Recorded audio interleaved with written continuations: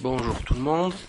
Avant de vous faire la lecture, le résumé du livre extrêmement important, c'est peut-être une des vidéos les plus importantes avec Seyar Kozi et celle des Skull and Bones, c'est le livre de David Diallo, Au nom de Dieu, concernant l'assassinat du pape Jean-Paul Ier, Albino Luciani. Dieu et son âme, assassiné au 33e jour de son règne par la loge P2, fait une catastrophe. Je voulais vous annoncer la tenue d'une conférence sur la mise à jour sur la crise actuelle et ses conséquences au théâtre de la Main d'Or, dans le 11e arrondissement de Paris, chez Dieudonné, le jeudi 27 mai à 17 h. Donc voilà, veuillez faire tourner l'information, vous et venez nombreux. Beaucoup de choses à dire, très très intéressantes. Et voilà, maintenant passons à notre livre. Aujourd'hui, là, je vais vous faire un résumé du livre assez hallucinant de David Diallo, Au nom de Dieu. Christian Bourgeois, éditeur. ISBN 2 2 6 7 0 0 3 8 1 3. Il contient près de 430 pages. Alors, sincèrement, c'est un petit peu... On dirait qu'on sort d'un rêve, d'un mauvais cauchemar. C'est irréel. Ça n'a pas de sens, c'est du grand n'importe quoi.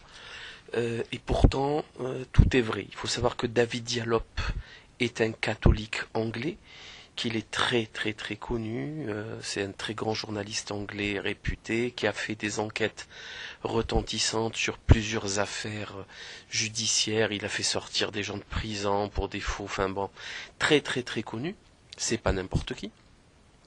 Et c'est une enquête qu'il a commencé sur la demande des gens du Vatican.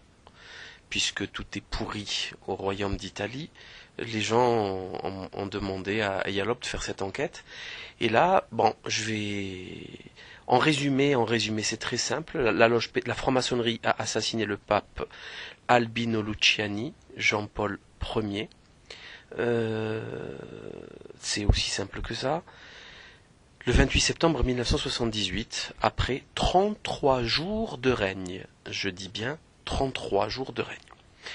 Bon, vous connaissez tous peut-être, enfin j'espère, la vidéo sur Licio Gelli, le grand marionnettiste, qui est sur Internet, sur Dailymotion, le grand marionnettiste. Vous connaissez aussi le scandale Gladio, l'OTAN, la CIA, qui a commis des attentats extrêmement sanglants, avec des centaines de morts en Italie, voulant accuser les communistes. Mais en fait, c'était pas aussi simple que ça. C'était pas pour accuser que les communistes. Vous allez comprendre pourquoi. Mais en fait, là, dans ce livre, on arrive au sommet, au summum, au climax, ou plutôt, plus exactement, l'abîme, le point le plus profond de la folie et de l'immonde. Vraiment de la folie. Ils ont assassiné le pape élu depuis 33 jours. Ils l'ont assassiné. Voilà. C'est celui qui a eu juste avant Jean-Paul II, Karol Wojtyła. Bon, il y a plusieurs intervenants, plusieurs protagonistes dans cette affaire. Le cardinal Paul Marcinkus, banquier de Dieu, c'était son surnom. Le gorille aussi. C'était un Lituanien immigré aux États-Unis, à Chicago, la même ville qu'Al Capone, et qui avait en sa possession le pouvoir total sur la Banque du Vatican. Son ami mafieux Michel Sindona, réfugié aux États-Unis pour avoir détourné 225 millions de dollars. Alors les chiffres, c'est comme ça, vous faites avec. C'est monstrueux les chiffres que je vais citer. Roberto Calvi, donc le patron de la Banco Obroziano, loge P2, trésorier de la loge P2.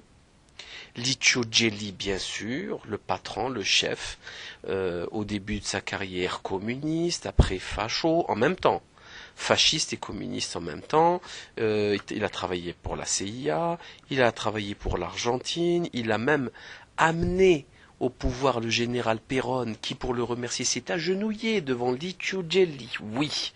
Le cardinal Villot aussi est un protagoniste important de cette affaire, puisqu'il semble avoir menti et précipité l'autopsie du corps.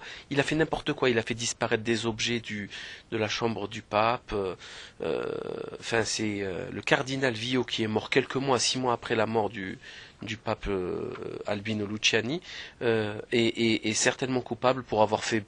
ils ont menti, ils ont dit n'importe quoi.